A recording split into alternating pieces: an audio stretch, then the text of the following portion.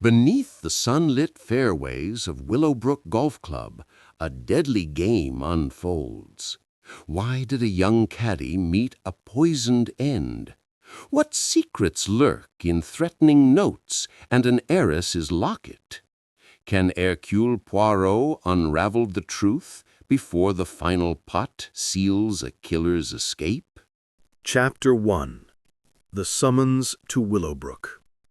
The late summer sun cast a honeyed glow over London's bustling streets, where the clatter of horse-drawn carriages mingled with the hum of motor cars. Hercule Poirot, impeccably dressed in a tailored suit, his mustache waxed to razor-sharp precision, sat in his Mayfair flat, sipping a tisane. The room, a study in order, gleamed with polished mahogany and the soft tick of a mantel clock. A faint frown creased his brow as he set down his cup, his little gray cells restless for a challenge. The city's clamor, though invigorating, had grown tiresome, and Poirot longed for a puzzle to stir his intellect. A sharp rap at the door broke his reverie. His landlady, Mrs. Hudson, not to be confused with the Baker Street matron, entered, bearing a silver tray with a single telegram. "For you, Monsieur Poirot," she said, her voice tinged with curiosity. Poirot's eyes gleamed as he slit the envelope, the crisp paper crackling under his manicured fingers. The message was brief, penned in the florid hand of Lord Percival Ashford, a man Poirot had last encountered during a murky affair involving a stolen sapphire in Monte Carlo. "My dear Poirot, join me at Willowbrook Golf Club for a charity tournament this weekend. The game conceals more than scores. Discretion, as ever, is paramount. Ashford." Poirot's mustache twitched. The cryptic phrase, "more than scores," was unlike Ashford's usual bluff bonhomie. A hint of intrigue, perhaps? He folded the telegram, his mind already weaving possibilities. Willowbrook, nestled in the Sussex Downs, was renowned for its emerald fairways and exclusive clientele. A retreat there promised both respite and riddle. "Mrs. Hudson," he called, "prepare my valise. I depart for Sussex tomorrow." The train to Willowbrook chugged through rolling hills, the landscape a patchwork of green and gold under a cerulean sky. Poirot, seated in a first-class compartment, reviewed his mental dossier on Ashford. A jovial aristocrat, fond of cigars and steeplechases, Ashford had a knack for skirting scandal without quite tumbling into it. Yet the telegram's undertone suggested something amiss, a shadow lurking beneath the polish of high society. At Willowbrook Station, a liveried chauffeur awaited, ushering Poirot into a gleaming Rolls-Royce. The drive wound through lanes fringed with hawthorn, culminating at the club's gates, where ancient oaks framed a sprawling Georgian manor. The clubhouse itself was a vision of grandeur. Ivy-clad walls, mullioned windows, and a terrace alive with the clink of crystal and laughter of the elite. Beyond, the golf course unfurled like a velvet carpet, its fairways sculpted with precision, bunkers glinting like traps in a chess game. Ashford greeted Poirot at the entrance, his ruddy face split by a grin. "Poirot, you old fox, come to lose spectacularly at golf, eh?" His handshake was firm, but his eyes darted, betraying a flicker of unease. Poirot inclined his head, his smile enigmatic. "Mon ami, I am here for the sport of the mind, not the club. Your telegram, it intrigues." Before Ashford could reply, a trio approached, their presence commanding attention. First was Clara Winthrop, an heiress whose auburn curls and emerald gown drew every eye. Her smile was radiant, yet her fingers toyed nervously with a silver locket at her throat. Next was Colonel Hugh Ramsay, a barrel-chested man with a military bearing, his tweed cap pulled low over a scowl. His handshake crushed Poirot's, a challenge unspoken. Last was Professor Julian Crane, a lean figure with wire-rimmed spectacles and an air of quiet intensity. His hands stained faintly with ink, or was it soil? "Charmed, Monsieur Poirot," he murmured, his voice smooth as glass. "I trust you were not here to dissect us with those famous gray cells." Poirot chuckled, deflecting. "No, no, no. I am but a humble observer of the game and of human nature." His eyes, however, missed nothing. Clara's fleeting glance at Ashford, Ramsay's stiff posture, Crane's subtle step back, as if guarding a secret. The group adjourned to the terrace for luncheon, where white-clad waiters served chilled lobster and champagne. Conversations sparkled like the crystal flutes, touching on the tournament's charitable aim, funds for a local orphanage, and the course's notorious seventh hole, a par 4 with a water hazard dubbed the Widow's Tears. Clara regaled the table with tales of her Parisian sojourns, her laughter bright but brittle. Ramsay, nursing a whiskey, muttered about the course's damned trickery, while Crane spoke of botanical studies, his words precise, yet oddly guarded. Ashford played the genial host, but Poirot noted his frequent glances toward the distant fairways, as if expecting an unwelcome guest. As dessert, crème brûlée with a caramelized crust was served. Clara leaned toward Poirot. "Monsieur, have you ever played golf? It's a game of patience, like your deductions." Her tone was teasing, but her locket clicked open briefly, revealing a glimpse of a miniature portrait before she snapped it shut. "Patience, mademoiselle, is my forte. But a game, like a man, reveals its secrets only to those who watch closely." Clara flushed, her fingers tightening on her spoon. The meal concluded, and Ashford announced the afternoon's practice round. "A chance to test the greens before tomorrow's stakes," he boomed, though his joviality rang hollow. Poirot, claiming unfamiliarity with golf, opted to stroll the course as a spectator, his cane tapping a steady rhythm. The fairways were a study in contrasts, manicured perfection bordered by wild rough, where gorse and heather whispered of untamed secrets. At the first hole, a par 5 sweeping toward the horizon, Clara's swing was graceful but erratic, her ball slicing into the rough. Ramsay's drive was powerful, landing near the pin, though he cursed the wind. Crane, methodical, struck with surgical precision, his ball nestling on the green. Poirot lingered near the third hole, a short par 3 with a bunker shaped like a crescent moon. Here he overheard Ramsay and Ashford in a heated exchange behind the stand of willows. "You promised to settle it, Percival," Ramsay hissed, his voice low but venomous. "If this goes public, we're both ruined." Ashford's reply was placating. "Calm yourself, Hugh. It's under control. No one knows." He clapped Ramsay's shoulder, but the colonel shrugged him off, stalking away. Poirot, concealed by foliage, filed the moment away, his moustache quivering with interest. As the group approached the seventh hole, the air grew taut. The widow's tears gleamed under the sun, its surface deceptively serene. Clara paused, her club poised, and glanced at Ashford. "They say this hole's cursed," she said, her voice light but strained. "A groundskeeper drowned here decades ago, or so the caddies whisper." "Nonsense," Ramsay snapped, though his knuckles whitened on his driver. Crane, adjusting his spectacles, said nothing, his eyes fixed on the water. Poirot, standing at the tee's edge, noted a faint tremor in Clara's hand as she swung, her ball narrowly clearing the hazard. The group moved on, but Poirot lingered, his gaze sweeping the reeds where a glint of metal, perhaps a discarded tee, caught his eye. He made no move to retrieve it, but his mind catalogued its position. The practice round concluded without incident, and the party retired to the clubhouse for cocktails. The grand hall, with its oak beams and portraits of stern-faced club founders, buzzed with anticipation for the tournament. Poirot, sipping a crème de menthe, circulated among the guests, his ears attuned to every nuance.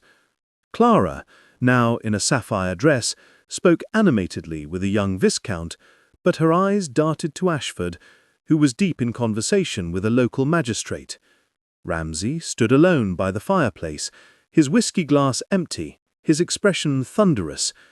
Crane, ever the outlier, studied a botanical print on the wall, his fingers tracing the leaves as if decoding a cipher. As the evening wore on, Ashford drew Poirot aside to a quiet alcove, the scent of cigar smoke clinging to his tweed jacket. "Hercule, I must be frank," he murmured, his voice barely audible above the string quartet. "This tournament, it's more than charity. I've received messages, threats, you might say, aimed at me and others, anonymous, vicious things, hinting at old sins." He produced a folded note from his pocket, its paper heavy and embossed with the club's crest. The words, scrawled in black ink, were chilling. "The fairway hides a grave. Confess or join it." Poirot's eyes narrowed as he read, his fingers brushing the paper's edge. "And the others, mon ami? Have they received such missives?" Ashford nodded, his face ashen. "Clara mentioned one, slipped into her handbag. Ramsay won't speak of it, but I suspect he's had one too. Crane, well, he's unreadable. I thought you, with your talents, might see what I cannot." Poirot folded the note, slipping it into his waistcoat. "Fear what, Lord Ashford? The mind of Hercule Poirot is a net, and no secret escapes its mesh." His tone was light, but his gaze was steely, fixed on the hall where shadows danced in the firelight. The quartet struck up a waltz, and the guests drifted to the dance floor. Clara, partnered with the Viscount, moved with practiced grace, but her locket swung open again, unnoticed but all but Poirot. The portrait within, a young man with Clara's eyes, stirred a question in his mind. Ramsay, declining to dance, retreated to the terrace, his silhouette stark against the moonlit greens. Crane, meanwhile, excused himself, claiming fatigue, though Poirot noted his swift exit towards the library. As the clock chimed 10, Poirot bid good night to Ashford, his mind a whirl of impressions, the locket's secret, Ramsay's anger, Crane's reticence, and the note's ominous promise. He ascended the grand staircase to his suite, the plush carpet muffling his steps. At his door, he paused, his hand hovering over the knob. There, tucked into the frame, was a second note, its message identical to Ashford's. "The fairway hides a grave. Confess or join it." Poirot's lips curved in a faint smile. "Eh bien," he murmured, "the game begins." He entered his room, the door closing with a soft click, the note clutched in his hand like a gauntlet thrown down. Outside, the Sussex night settled over Willowbrook, the fairways silent but for the whisper of wind through the gorse and the promise of secrets yet to be unearthed. Chapter 2. The Hazard's Sting. The dawn broke over Willowbrook Golf Club with a crispness that belied the unease simmering beneath its polished veneer. Hercule Poirot, already awake, stood at his suite's window, his eyes tracing the mist that clung to the fairways like a conspirator's cloak. The threatening note from the previous night lay on his desk, its words, "The fairway hides a grave," etched in his mind. He adjusted his tie, a silk affair with a subtle pinstripe, and prepared to descend into the day's game, both on the course and in the labyrinth of human motives. Breakfast in the clubhouse dining hall was a study in strained civility. The clink of porcelain and the murmur of conversation filled the air, but the guests' eyes darted like wary sparrows. Lord Percival Ashford presided at the head of the table, his laughter too loud as he recounted a hunting tale from his youth. Clara Winthrop, in a cream-colored blouse and tailored skirt, toyed with her grapefruit, her silver locket now conspicuously absent. Colonel Hugh Ramsay, his face etched with lines of sleeplessness, sipped black coffee, his gaze fixed on the window. Professor Julian Crane, ever the outlier, nibbled a scone while sketching a leaf pattern in a small notebook, his fingers still faintly stained. Poirot, seated beside Clara, observed her with the precision of a watchmaker. "Mademoiselle, you seem distracted. Is it the tournament, or perhaps the loss of a certain trinket?" Clara's spoon clattered against her plate. "You're observant, Monsieur Poirot," she said, her smile tight. "My locket. It slipped off yesterday. Silly of me."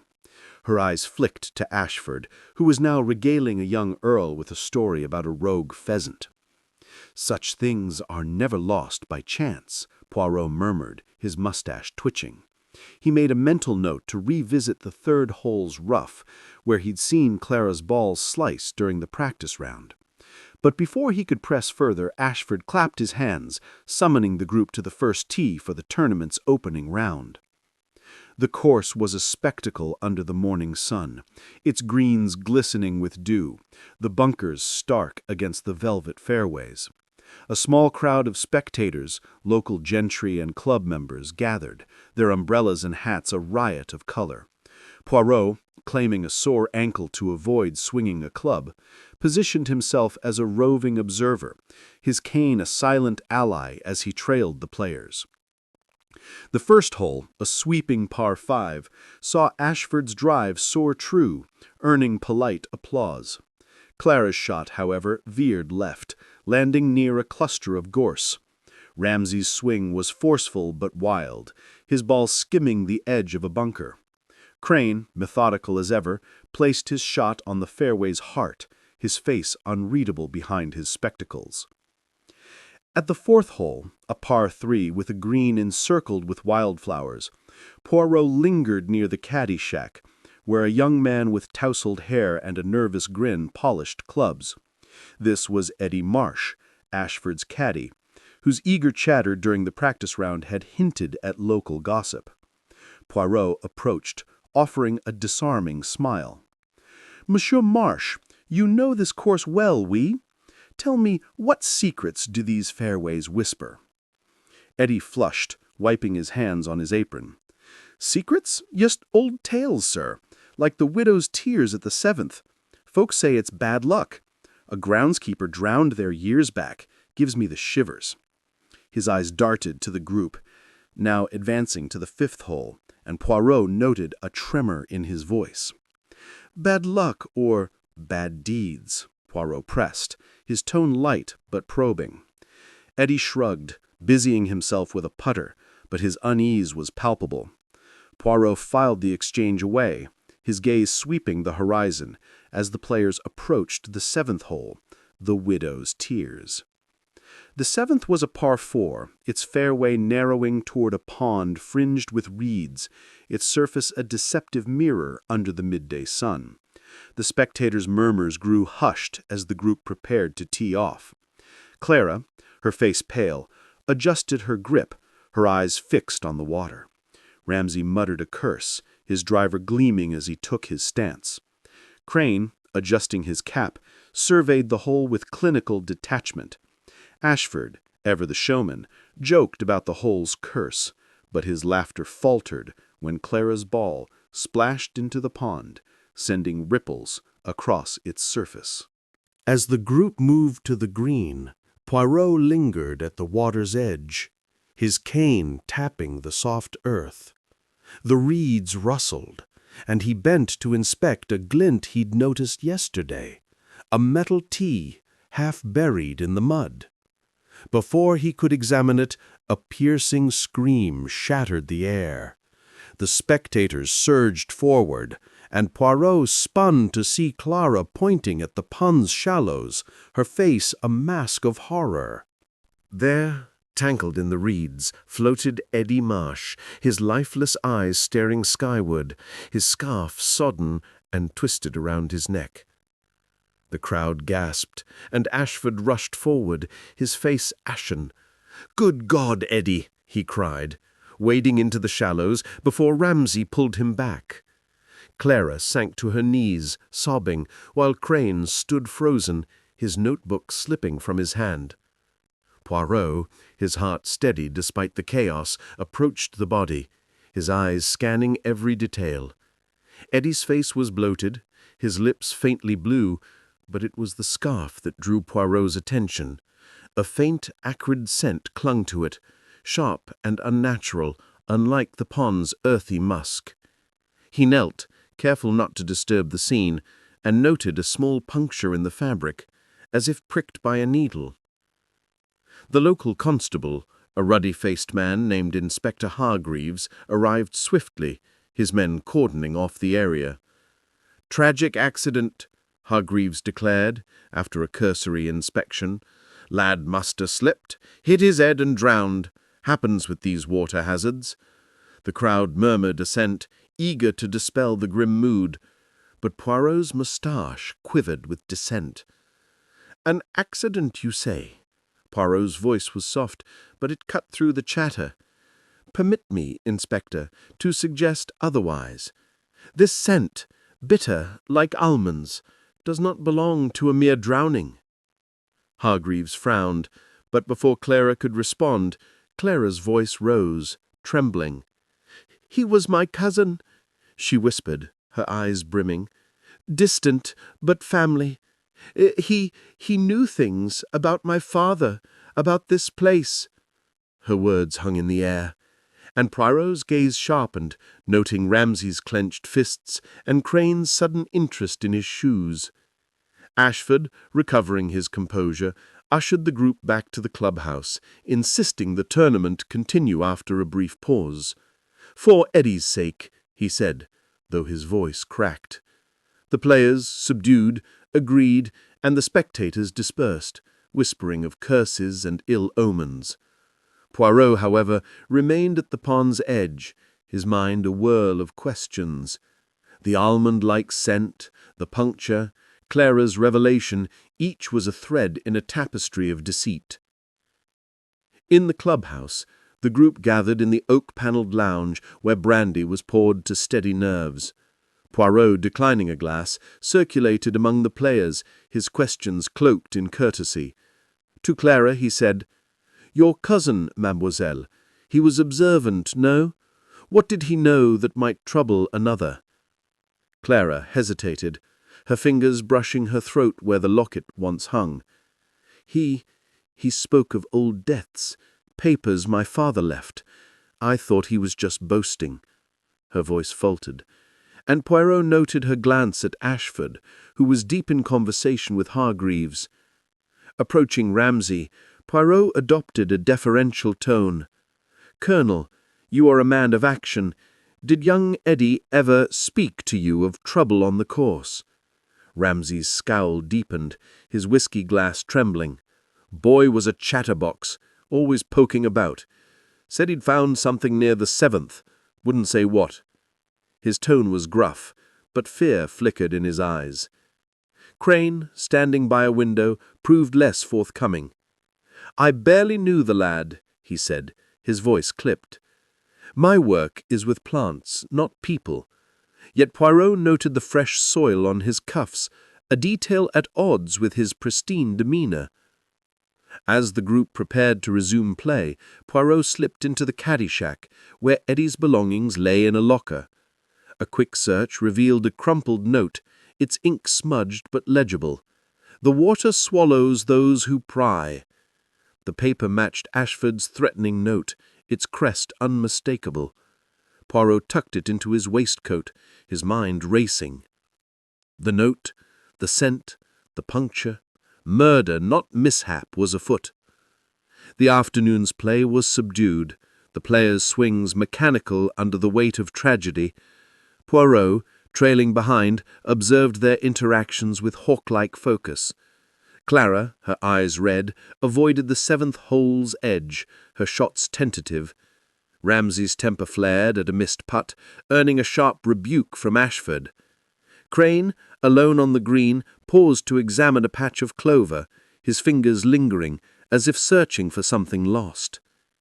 As the sun dipped below the hills, casting long shadows across the course, the group returned to the clubhouse. Poirot lingered in the lounge, where a fire crackled, its warmth a stark contrast to the chill in his thoughts. He unfolded Eddie's note, comparing it to Ashford's.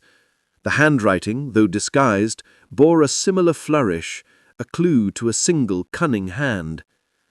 The chapter closed with Poirot seated by the fire, his notebook open, a sketch of the seventh hole taking shape. The almond scent, he mused, suggested cyanide or a derivative, but its delivery, a scarf, a puncture, required ingenuity. Clara's cousin, Ramsay's unease, Crane's soil-stained cuffs, each was a piece in a puzzle that promised to deepen.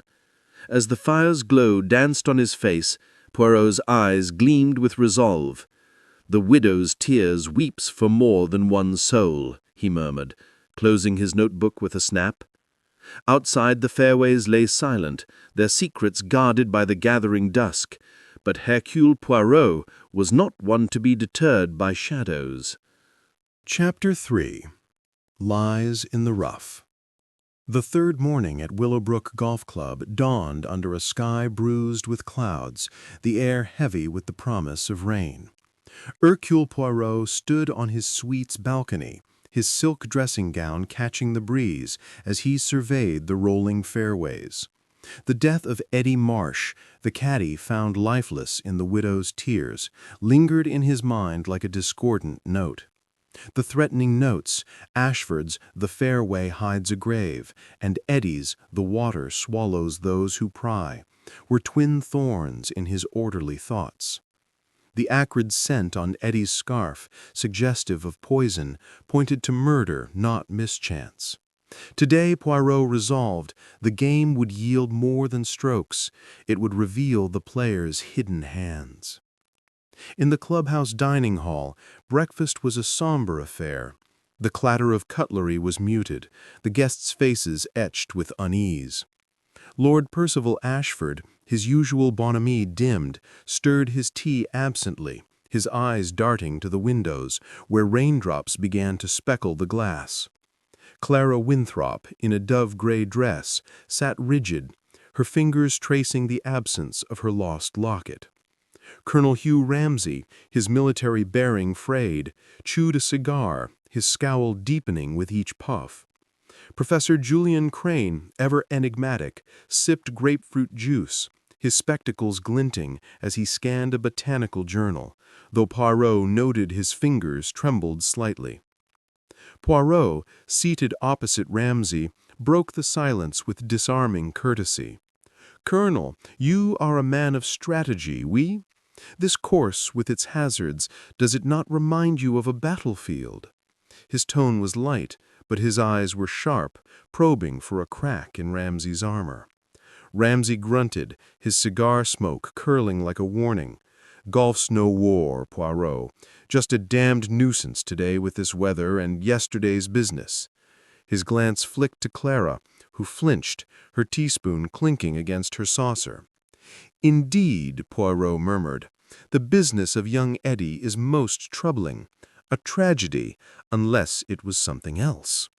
He let the words hang, noting Ramsay's jaw tighten and Crane's sudden pause over his journal. Clara spoke, her voice brittle. "Monsieur Poirot, must we dwell on it? Eddie's gone, and I just want to play and forget." Her eyes, however, betrayed a flicker of fear, and Poirot's mustache twitched with interest. Ashford cleared his throat, rising. "Come, let's to the course. The tournament must go on, for charity and for Eddie's memory." His voice strained for cheer, but the group rose reluctantly, donning raincoats as they headed to the first tee. The course was a different beast under the gathering storm, its fairways slick, the bunkers pooling with water. Spectators huddled under umbrellas, their numbers thinned by the weather and whispers of the caddy's death. Poirot, clad in a tailored mackintosh, declined to play, citing a preference for observation. His cane sank slightly into the sodden turf as he trailed the group, his eyes cataloging every gesture.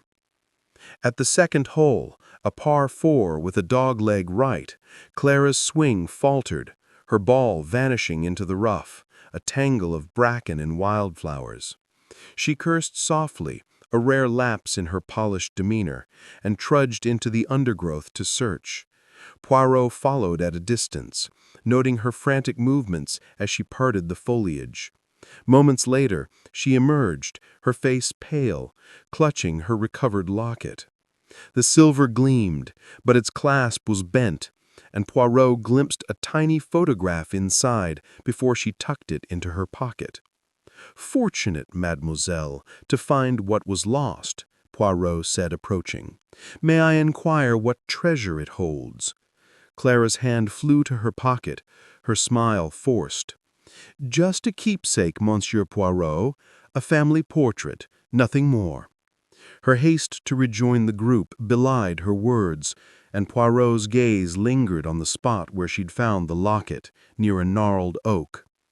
The fifth hole, a par 5 flanked by ancient yews, brought a new tension. Ramsay's drive hooked left, landing in a muddy divot.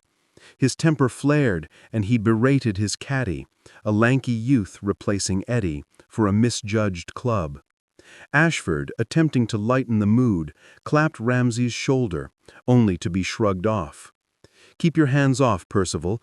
I'm in no mood for your games," Ramsay growled. Crane, meanwhile, lingered at the green's edge, his eyes scanning the rough as if searching for something other than his ball. Poirot, ever watchful, noted a small leather case tucked into Crane's golf bag, its zipper glinting ominously. As the group moved to the sixth hole, Poirot detoured to the oak where Clara had found her locket, his cane probing the earth. There, half buried in the mud, was a single golf tee, its tip stained with a faint, chalky residue. He slipped it into a handkerchief, his mind turning to the acrid scent on Eddie's scarf. The rain intensified as the group reached the ninth hole, a par 3 with a green perched atop a rise, surrounded by gorse. The wind howled, and Clara's putt went wide, her frustration palpable. Ramsay, his cigar sodden, muttered about cursed weather, while Ashford's forced cheer grated on the group. Crane, alone at the green's edge, knelt to inspect a patch of clover, his fingers brushing the leaves with undue care. Poirot, sheltering under an umbrella, approached. "Professor, your interest in flora is admirable. Do you find something unusual in this clover?" Crane started, his spectacles fogging briefly. "Merely a hobby, Monsieur Poirot. These grounds are rich with rare species." His smile was thin, and Poirot noted a fresh smudge of soil. Soil on Crane's fingers. The game resumed, but the atmosphere remained heavy. At the 10th hole, a par 4 with a treacherous bunker, Poirot lingered near the green, observing Ashford's nervous pacing.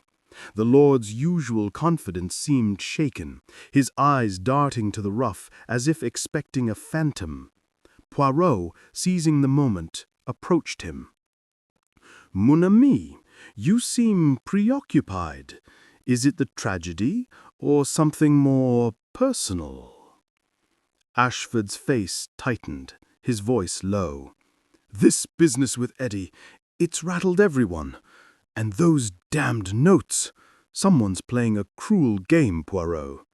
He hesitated, then added, "I found another this morning, slipped under my door. It said, 'The rough conceals your shame.'" Poirot's eyes narrowed. "Another note, you say? May I see it?" Ashford produced a crumpled paper, its script matching the previous threats. Poirot tucked it away, his mind racing. The notes, the locket, the stained tea, each was a piece of a puzzle, but the picture remained elusive. As the group broke for luncheon, Poirot orchestrated a private gathering in the clubhouse library. a wood-paneled sanctuary lined with leather-bound tomes. He invited Ashford, Clara, Ramsay, and Crane, claiming a need to discuss the tournament's morale. With the rain drumming against the windows, he steered the conversation to the past.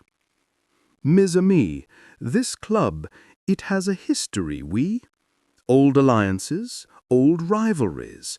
Perhaps young Eddie stumbled upon such a secret." He watched their faces, Clara's flush, Ramsay's scowl, Crane's studied neutrality, Ashford's forced smile. Clara spoke first, her voice sharp. "What are you implying, Monsieur Poirot? Eddie was just a caddy. He didn't know anything important." Her fingers strayed to her pocket, where the locket lay hidden. Ramsay snorted. The boy was nosy, always poking around, asking questions about the club's founders. Said he'd found some old ledger in the archives. His eyes widened, as if realizing he'd said too much. Crane's voice was cool. "Ledgers are often dull, Colonel. Perhaps he was mistaken." Yet his fingers tightened on his journal, and Poirot noted the gesture. Ashford, attempting to lighten the mood, chuckled. "Come now, Poirot, you're spinning mysteries where there are none. Eddie's death was a tragedy, nothing more." But his hand shook as he lit a cigar, betraying his nerves. Poirot pressed further, his tone deceptively mild. "A tragedy, perhaps, but the scent of almonds suggests otherwise. And these notes, they speak of shame, of graves. What secrets, I wonder, lie buried here?" The room fell silent, the fire's crackle the only sound. Clara stood up abruptly, her chair scraping. "This is intolerable. I won't be interrogated like a criminal." She stormed out, followed by Ramsay's grumbling exit. Crane lingered, his gaze meeting Poirot's briefly, before he too departed. Ashford remained, his face pale. "Hercule, I fear we're cursed. First the notes, now Eddie. What's next?" Poirot patted him on the arm, his eyes gleaming. "Fear not, mon ami. The truth, it always surfaces like a well-struck ball." He rose, his cane tapping the floor as he exited, leaving Ashford to his thoughts. In the corridor, Poirot paused by a window, the rain a curtain beyond. He unfolded the notes, comparing their scripts. The flourishes were identical, the paper embossed with Willowbrook's crest.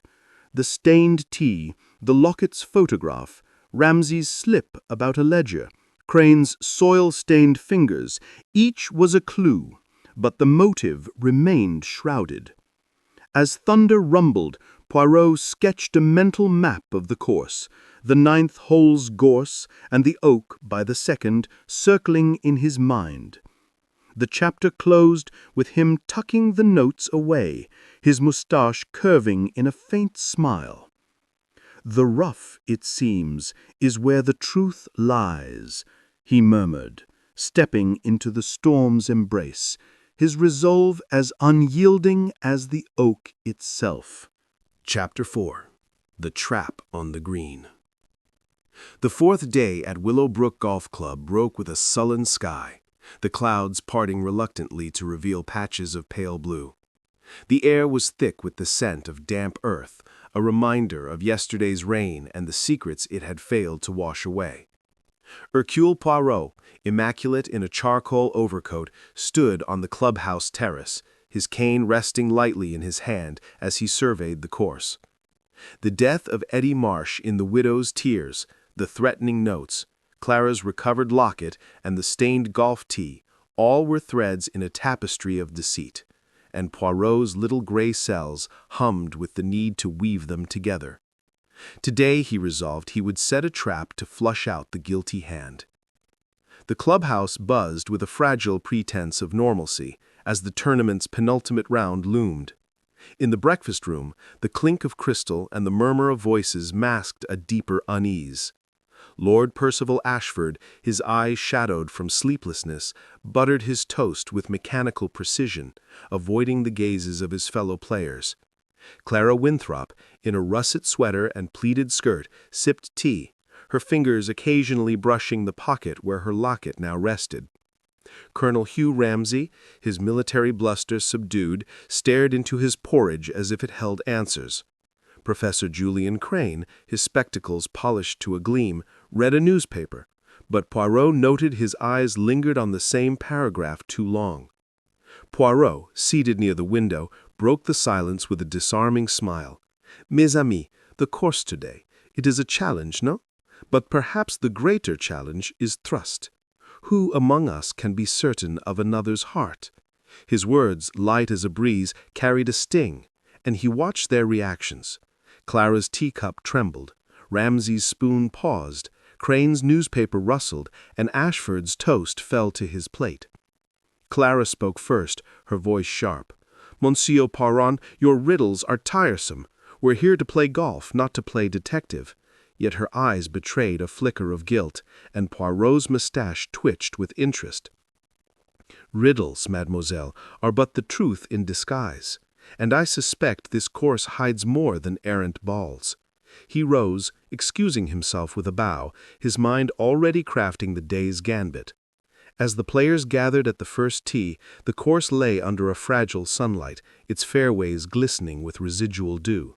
The spectators, fewer now, whispered of curses and tragedies, their umbrellas folded but ready. Poirot, claiming a need to preserve his strength, opted to observe, his cane a silent partner as he trailed the group. His plan was simple yet audacious, to plant a rumor of a lost ledger, one that supposedly detailed illicit dealings among Willowbrook's elite, hidden near the 10th hole's green. If the guilty party took the bait, their actions would betray them. At the third hole, a par 3 with a green cradled by wild heather, Poirot began his work. He approached a garrulous groundskeeper, a wiry man named Tompkins, and, in a conspiratorial whisper, mentioned a valuable ledger misplaced near the 10th green during yesterday's rain. "A matter of great import," Poirot said, his eyes twinkling. "But keep it quiet, monsieur." Tompkins, eager for gossip, nodded, and Poirot knew the rumor would spread like wildfire among the staff. The game progressed, each hole a stage for Poirot's scrutiny. At the 6th, a par 5 with a sloping fairway, Clara's drive went wide, landing near a copse of birches. She searched alone, her movements furtive, and Poirot, watching from a distance, noted her glance back at the group, as if ensuring privacy. Ramsay, at the 8th, a par 4 with a bunker shaped like a scythe, cursed his slice, his temper flaring as his ball buried itself in sand. Ashford, attempting to soothe him, received a sharp rebuke. "Mind your own game, Percival. I have enough to deal with."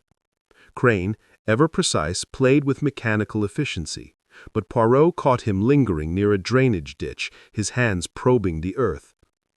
By the time the group reached the 10th hole, a par 4 with a green perched on a knoll, its flagstick fluttering like a taunt, the air crackled with tension. Poirot, concealed behind a stand of gorse, watched as the players approached. The rumor had taken root. A caddy whispered to Ramsay, who stiffened, his eyes darting to the green. Clara, adjusting her glove, glanced at Ashford, who was wiping sweat from his brow despite the cool breeze. Crane, his golf bag slung low, paused to tie his shoe, his gaze fixed on the flagstick. As the group played the hole, Poirot's trap sprang. Ramsay, his swing rushed, sent his ball into the rough, and he insisted on searching alone, his boots sinking into the soft turf near the green's edge. Poirot's eyes narrowed as Ramsay knelt, his hands clawing at the earth, oblivious to the spectators' curious stares. Clara, meanwhile, lingered near the flagstick, her putter tapping nervously as she scanned the ground. Ashford, distracted, missed an easy putt, his curse echoing across the mole. Crane, alone at the green's fringe, adjusted his bag, and Poirot glimpsed the leather case again, its zipper glinting like a warning. The moment came as Ramsay, sweating profusely, unearthed a small, mud-caked bundle near the green's base, a planted decoy, wrapped in oilcloth, placed by Poirot's discreet arrangement with Tompkins. Ramsay's triumph was short-lived, as Clara, abandoning her putt, rushed toward him.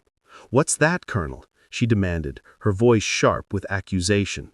"You have no right to pry into my affairs." "Your affairs," Ramsay snarled, clutching the bundle. "This is about survival, girl. If this ledger is what I think, we're all in the muck." His words drew gasps from the spectators, and Ashford strode forward, his face pale. "Enough, Hugh," Ashford snapped. "Give it here. This is madness." But before he could seize the bundle, Clara lunged, her fingers grazing it. The trio's scuffle was halted by Poirot's voice, clear and commanding. "Mes amis, cease this spectacle." He emerged from the gorse, his cane raised like a conductor's baton. "The ledger. It is but a fiction, a test to reveal the heart's truth." The group froze, their faces a tableau of shock and guilt.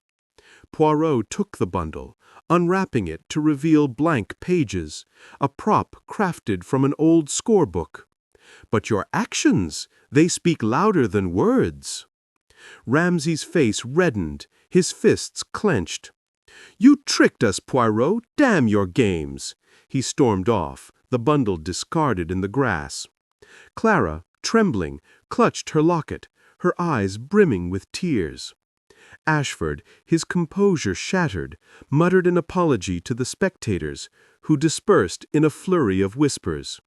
Crane, silent, adjusted his spectacles, his gaze unreadable. Poirot, undeterred, followed Ramsay to the clubhouse veranda, where the colonel lit a fresh cigar, his hands shaking.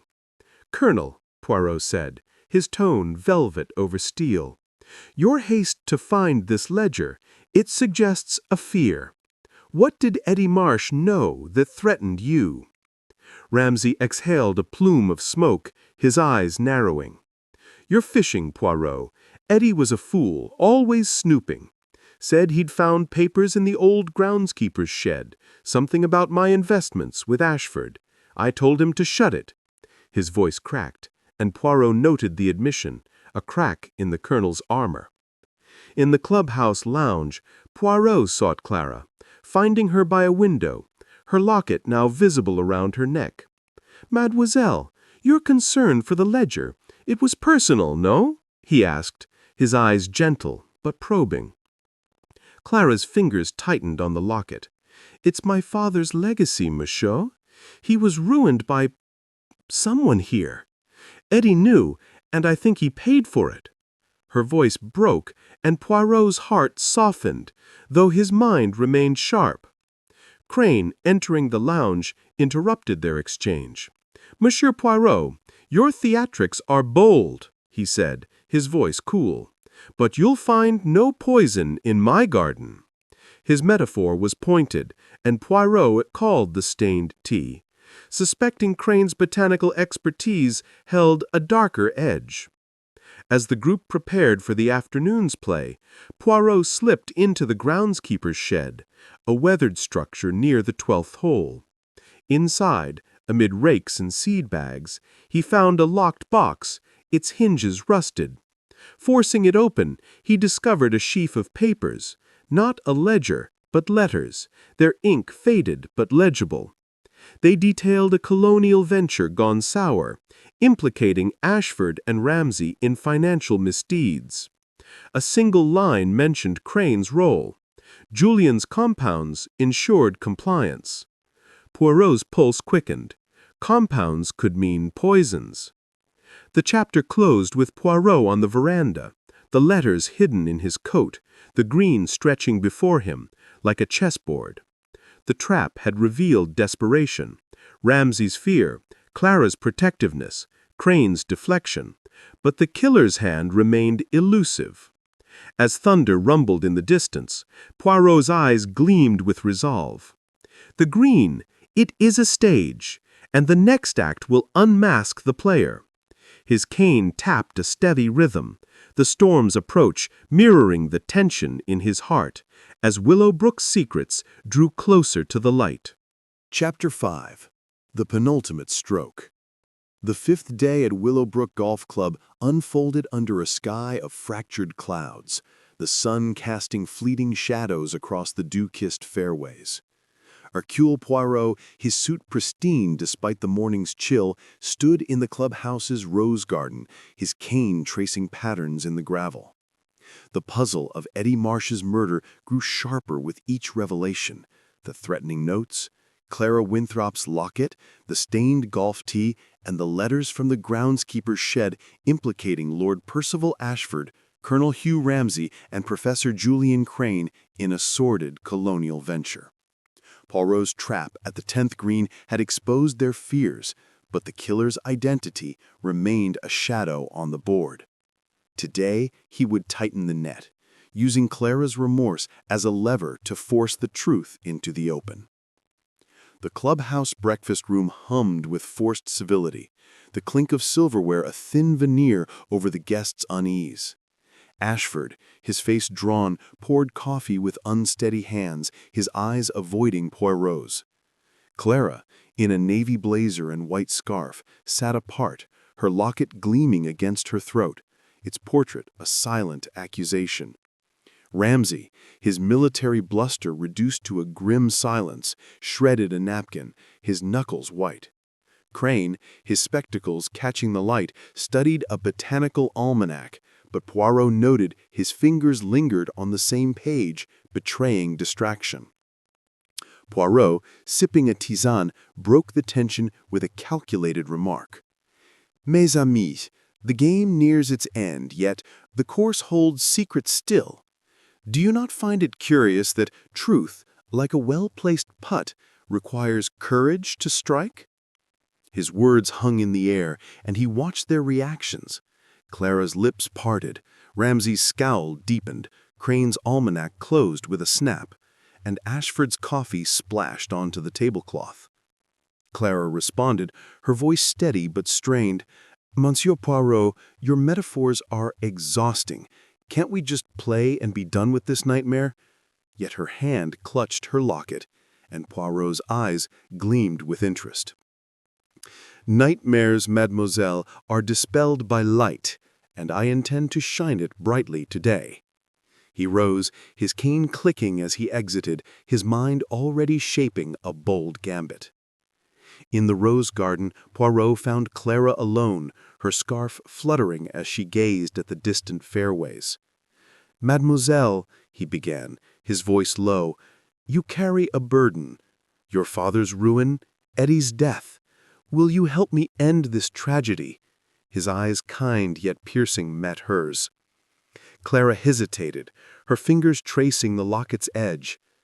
"Eddie knew about my father's dealings with Ashford. He found letters, said they prove fraud. I begged him to stay quiet, but he was stubborn." Tears welled, and Poirot offered his handkerchief, his heart softening, but his resolve unyielding. "Then let us honor him," Poirot proposed. "A distraction, a public reading of your father's letters at dusk, here in the garden. The guilty will react, and we shall see their hand." Clara nodded, her jaw set, a spark of courage igniting in her eyes. The morning's play began under a fitful sun, the course a canvas of tension. Spectators, their numbers dwindling, huddled under scarves and hats, whispering of murder and curses. Poirot, feigning a headache to avoid golf, trailed the group, his cane a silent sentinel. At the fourth hole, a par 3 with a green ringed by hawthorn, Ashford's drive went awry, landing in a muddy hollow. He cursed, his usual charm frayed, and Poirot noted his glance toward Crane, who was adjusting his golf bag with undue care. At the 7th hole, the widow's tears, where Eddie had met his end, Clara paused, her club trembling. She whispered to Poirot, "I can't play here. It's too much." He squeezed her arm, his voice firm. "Courage, mademoiselle. The truth is near." Her shot cleared the pond, a small victory, but her eyes remained haunted. Ramsay, at the 9th, a par 4 with a sloping green, snapped at his caddy for a misjudged iron, his temper a raw edge. Crane, ever methodical, sank a putt with precision, but Poirot caught him lingering near a drainage grate, his hands brushing the metal as if searching. The leather case in Crane's bag, glimpsed again, set Poirot's mind racing. Could it hold the poison's source? As the group broke for lunch, Poirot spread word of Clara's planned reading through Tompkins, the groundskeeper, ensuring the rumor reached every corner of the club. By mid-afternoon, the air buzzed with anticipation, the players' swings distracted. At the 12th hole, a par 5 with a fairway flanked by ancient elms, Poirot positioned himself near a stone bench, his eyes scanning the group. Clara, playing poorly, whispered to Poirot, "They're watching me. Ashford, Ramsay, even Crane. I feel it." "Bien," Poirot murmured. "Let them watch. The guilty will betray themselves." He noted Ashford's forced laughter, Ramsay's clenched fists, and Crane's sudden interest in a patch of ferns. As dusk approached, the tournament paused, and the group gathered in the rose garden, where Clara had set a small table with a lantern and a stack of letters, her father's, retrieved from her room. Spectators, drawn by the rumor, formed a semicircle, their faces a mix of curiosity and dread. Poirot, standing at Clara's side, scanned the crowd, his heart steady but alert. Clara began, her voice trembling but clear. "These letters are my father's legacy, proof of his ruin at the hands of men here. I read them to honor Eddie, who died seeking justice." She lifted the first letter, its paper yellowed, and read, "Percival promised wealth, but his ventures bled us dry. The colonial mines were a lie." Ashford flinched, his face paling, and Poirot's eyes narrowed. Before Clara could read further, Ramsay surged forward, his face a mask of fury. "Enough, girl," he roared, brandishing a revolver from his coat. "Burn those letters or I'll end this now." The crowd gasped, and Clara froze, the lantern's light flickering across her face. Poirot, anticipating such a move, stepped forward, his cane raised like a scepter. "Colonel, your haste betrays you," he said, his voice cutting through the chaos. With a swift motion, he hooked Ramsay's wrist with his cane, twisting until the revolver fell to the grass. Two caddies, primed by Poirot's earlier instructions, seized Ramsay, pinning his arms. "Madness!" Ramsay bellowed, struggling. "Those letters, they'll ruin us all. Ashford, tell her." Ashford, his face ashen, stammered, but Poirot's gaze shifted to Crane, who stood at the crowd's edge, his spectacles glinting. "Professor," Poirot called, his tone deceptively mild, "you are silent, yet your hands, they are never still. What do they seek in the shadows?" Crane's face tightened, but he said nothing, his fingers clutching his almanac. Clara, regaining her composure, read further, her voice steadier. Hugh's investments propped up the scheme, but Julian's compounds silenced dissent. The crowd murmured, and Crane's almanac slipped from his grasp, his eyes darting to the garden's exit. Poirot signaled Tompkins, who blocked the path, ensuring no escape. "Mes amis," Poirot said, addressing the crowd, "the letters speak of greed, but Eddie's death speaks of murder. The revolver, the threats, they are but distractions. The true hand moves in silence." His words hung in the air, and he noted Crane's subtle step backward. As the crowd dispersed, Ramsay was detained in the clubhouse, his protests echoing down the hall. Clara, trembling, handed Poirot the letters, whispering, "I didn't know they'd go this far." Ashford, shaken, muttered apologies, promising to cooperate. Crane, however, slipped away, claiming a need for air, and Poirot let him go, knowing the professor's actions would soon betray him. In the clubhouse library, Poirot examined the letters, their ink confirming the colonial fraud. The mention of Crane's compounds aligned with the almond-like scent on Eddie's scarf, suggesting a chemical expertise turned deadly. He recalled the leather case in Crane's bag, its contents a lingering question. Stepping to the window, he saw Crane's silhouette crossing the 16th fairway, heading toward the ancient oaks. Poirot followed, his cane silent on the grass, the dusk wrapping him in shadow. At the 16th, a par 3 with a green cradled by oaks, he found Crane kneeling near a tree, his hands digging in the soil. Poirot cleared his throat, and Crane spun, his face pale. "Monsieur Poirot, you startle me," he said, his voice thin. I lost a lens." "A lens or evidence?" Poirot asked, his eyes fixed at the leather case, now open at his side, revealing a vial of crystalline powder. "That compound, Professor, it is no fertilizer, I think." Crane's composure cracked, his hands trembling. "You meddle in things you don't understand?" he hissed, but Poirot's cane tapped the ground, a warning. "I understand enough," Poirot said. "The game is nearly done, but the final stroke awaits." He turned, leaving Crane to his panic, knowing the professor's next move would seal his fate.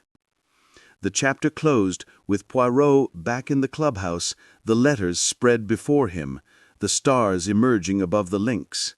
Ramsay's outburst, Clara's courage, Crane's furtive digging, the pieces were aligning, but the killer's motive remained a shadow.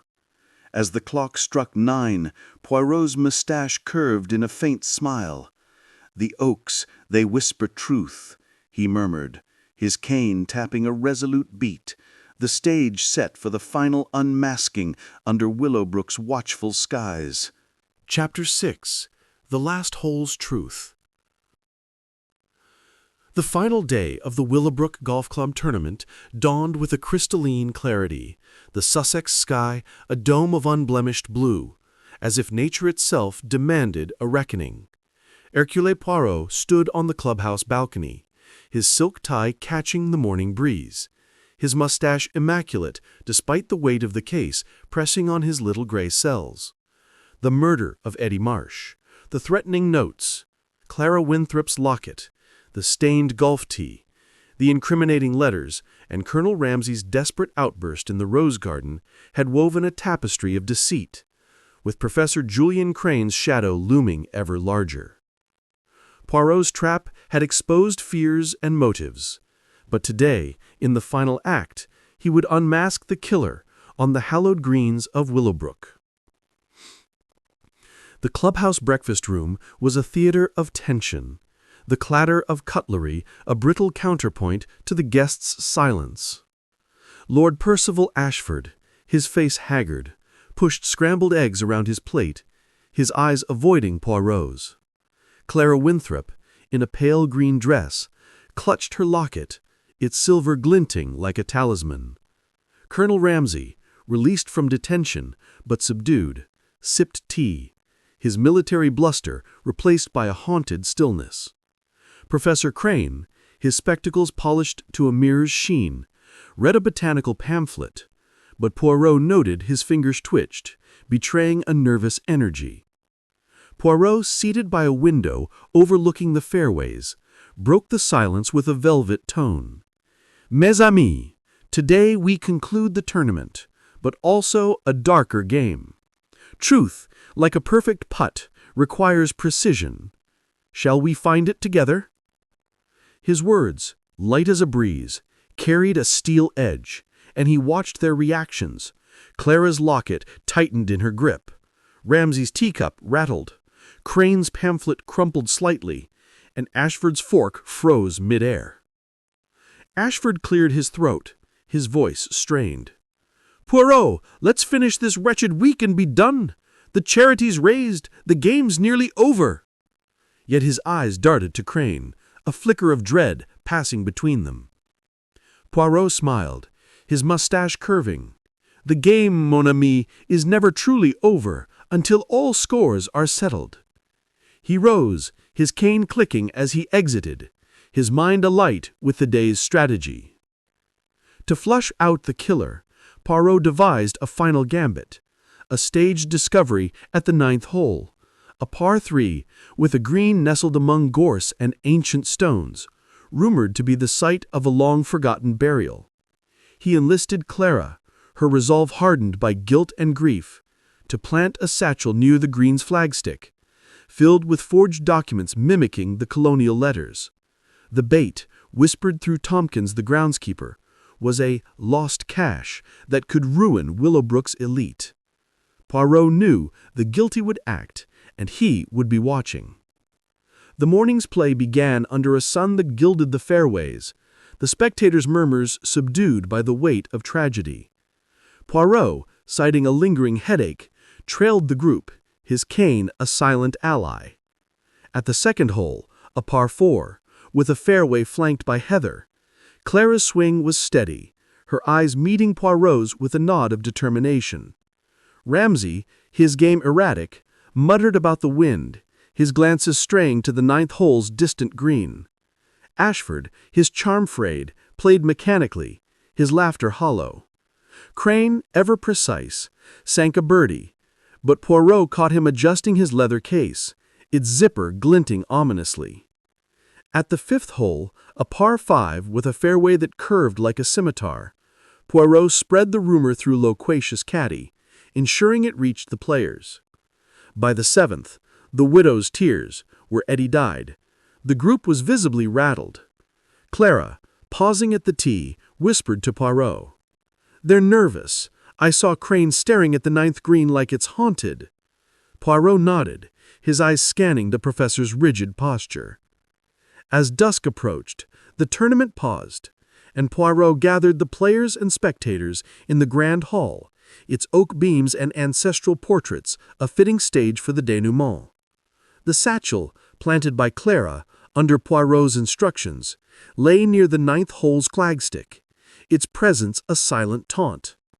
Poirot, standing by a roaring fire, addressed the assembly, his voice clear as crystal. "Mes amis," he began, his cane tapping for emphasis, "this tournament has been marred by murder. Young Eddie Marsh did not drown by accident. His scarf bore the scent of poison, a cyanide derivative, administered with cunning. The notes, the letters, the locket, they point to a truth buried in Willowbrook's past. Tonight, we unearth it." He gestured to Clara, who stood by the hall's great window, the satchel's rumor now common knowledge. A cache of documents lies at the 9th green, proof of crimes that cost lives and honor. Let us see who seeks it. The group moved to the 9th hole, the twilight casting long shadows across the green. Spectators, clutching coats against the evening chill, formed a hushed circle. Poirot, concealed in a copse of gorse, watched as the players approached. Clara, her role as bait played to perfection, lingered near the flagstick, her locket gleaming. Ramsay, his face taut, scanned the ground, his hands flexing. Ashford, his eyes hollow, stood apart, muttering prayers. Crane, his composure fraying, adjusted his spectacles, his leather case slung low. The moment came as Crane broke from the group, his steps swift but cautious, heading for the flagstick. Poirot's heart quickened as the professor knelt, his hands clawing at the satchel. But before he could seize it, Ramsay surged forward, his voice a growl. "You snake, Julian! Those papers are mine to burn!"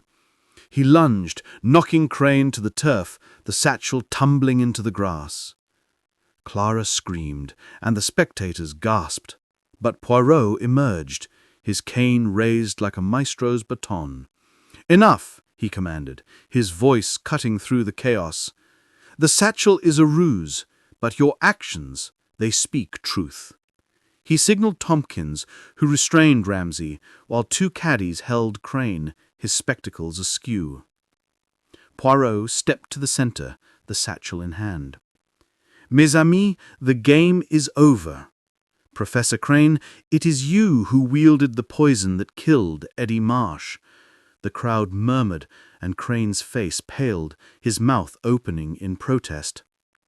Poirot continued, his voice relentless. The letters from the shed revealed a colonial fraud, Ashford's greed, Ramsay's investments. Your compounds, Professor, used to silence dissent. Eddie, curious and bold, found those letters and threatened exposure. You, with your botanical expertise, crafted a cyanide derivative, delivered through a puncture in his scarf, disguised as a drowning. The notes were your smokescreen, sowing fear to mask your motive, revenge against Ashford, who stole your patents years ago, ruining your career. Crane's composure shattered, his voice a hiss. "You have no proof, Poirot, mere conjecture." But Poirot produced the leather case, retrieved by Tompkins during the scuffle, and opened it, to reveal a vial of crystalline powder, its scent unmistakably acrid. "This," Poirot said, holding it aloft, "is the poison's source, hidden in plain sight. Your hands, Professor, always stained with soil. Or was it chemicals?" He turned to Clara, who stepped forward, her locket open to reveal Eddie's portrait. "Mademoiselle Winthrop's cousin knew your secret, and you silenced him." Ashford, his face crumpling, spoke, "Julian, is this true? We were friends." His voice broke, and Poirot's gaze softened, though his resolve held firm. Clara, tears streaming, added, "Eddie wanted justice for my father. You took him from me." Her voice was steady, a blade of truth. Ramsay, freed by the caddies, roared, "I knew nothing of murder! Ashford's schemes dragged us all down!" But Poirot raised a hand, silencing him. "Colonel, your guilt is financial, not fatal. But you, Professor Crane, played a darker game." He signaled Inspector Hargreaves, waiting in the wings, who stepped forward with constables to cuff Crane. The professor struggled briefly, then sagged, his defiance spent. As Crane was led away, the crowd dispersed, their whispers a tide of shock and relief. Clara approached Poirot, her locket clutched tight. "Thank you, monsieur, for Eddie." Poirot bowed, his eyes kind. Ashford, his face hoarse, confessed, "I'll make amends, Poirot. The charity, the orphanage, it's a start." Poirot nodded, his heart satisfied but weary. The chapter closed with Poirot strolling the empty fairways at dawn, the course serene under a rose-tinted sky. His cane tapped a steady rhythm, his mind at peace. "The links of fate, mes amis, are no match for the little grey cells," he murmured, boarding his train to London, the greens of Willowbrook fading into memory, their secrets laid bare under the unyielding light of truth.